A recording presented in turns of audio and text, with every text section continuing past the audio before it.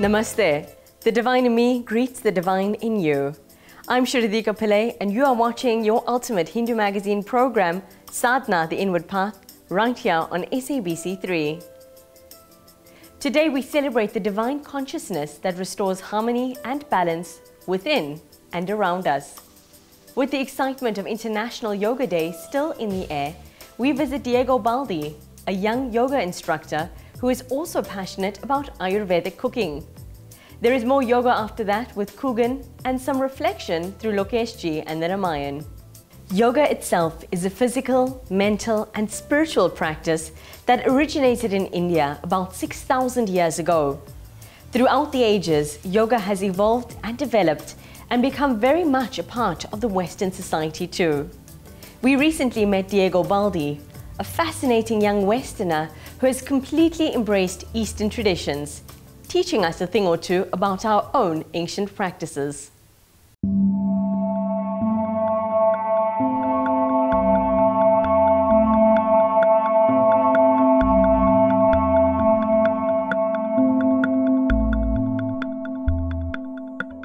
I've come from a very traditional South African home. My father's from Italy, so I haven't been exposed to the yoga only over the last 8 years, and the introduction came through my sister. In the time of growing up at school, she would attend Iyengar yoga practices, and at the age of 16 she actually was inspired to become a vegetarian and take on the studies of yoga. So in that way my sister Bianca had introduced me to the practice of yoga.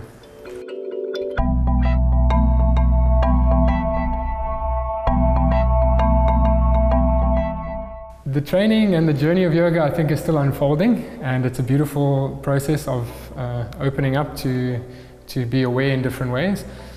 And the training, it started in South Africa, so I've got many different teachers. I think for clarity, Iyengar yoga for me, in terms of teaching the postures, is the most accessible and accommodating discipline. So when we work in this way, I've studied most recently with the Iyengars, and Guruji Iyengar this year actually is a centenary celebration, and his work in terms of light on yoga, his publication of all the practices, has been around for 50 years. So it's very solid and very stable and authentic, the traditions that he brings. On the other aspect, in terms of the mental aspects, although Iyengar yoga encompasses meditation and the mind within the practice of postures and pranayama, the other practice that I've been exposed to very early in my yoga pathway was Kundalini Yoga. And it's also a very specific discipline that's taught by a master called Yogi Bhajan. And it gives also ways and means, because Kundalini and yoga is a big discipline. It has a lot of potentials, it has a lot of benefit, but it has to be approached in a very specific way. Because yoga has a physical value and benefit, but also there's a lot of mental, emotional, spiritual awareness that we can develop.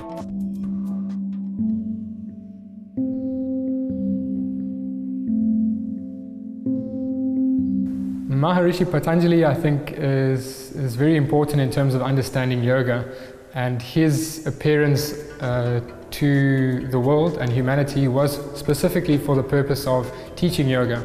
So in the beginning there was 7 main branches of yoga, and over time they started to diversify and maybe move away from the essence.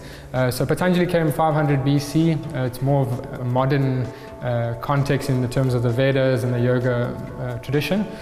But he came with a very clear framework. How do we, as regular householders and people with jobs and families, how do we gain the benefit of a yoga practice, a very solid sadhana?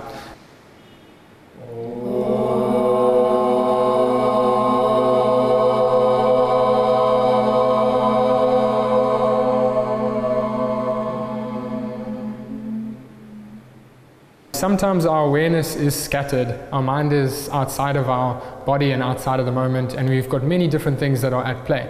So yoga is trying to get us back to feeling the body, and the process of awakening the body to engage and to align and to open up the organs, open up the physical body, is supported by the props. So sometimes we don't have the knowledge of how do we firm up our legs, how do we stand strong, how do we get a full extension of your chest and your lungs.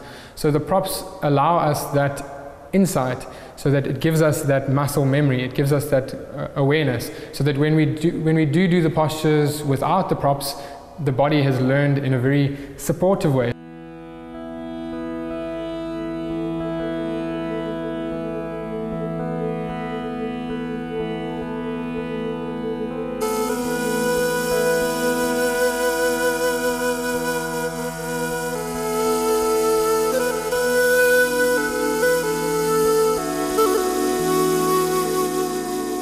Being in India, just the innate spirituality and the lifestyle which people through the Vedic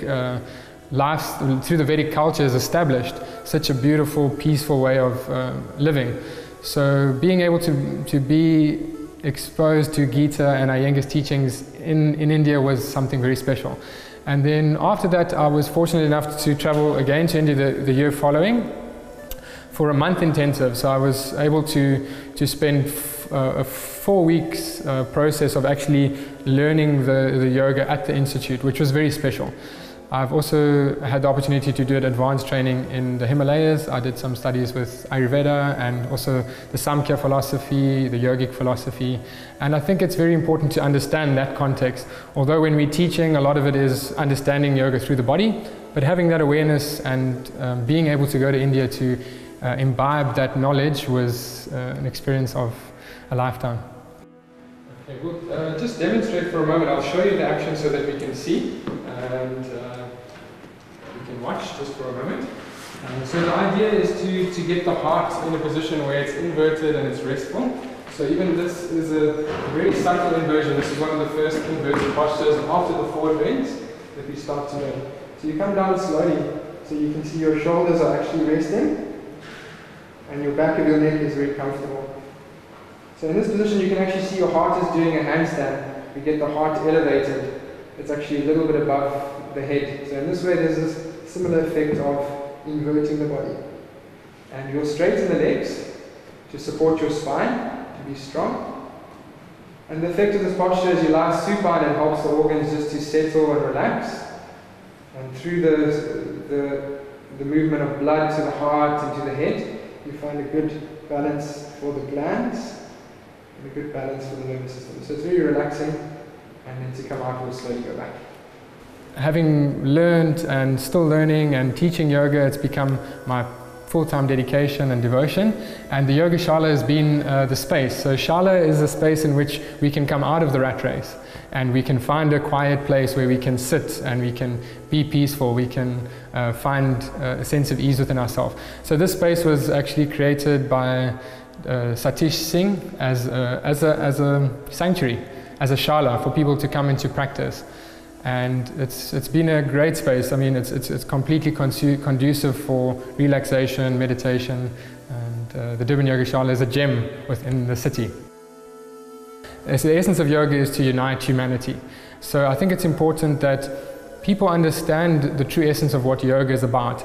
And nowadays we see a lot of yoga through the physical expression. So it is important to understand the postures, but sometimes it's misperceived as to what is actually yoga. And yoga is for everybody to feel comfortable and to feel stable in their body.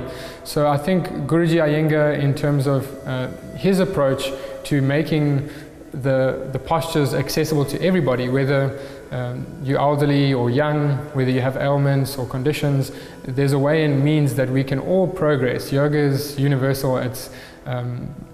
It's available for everybody to benefit from.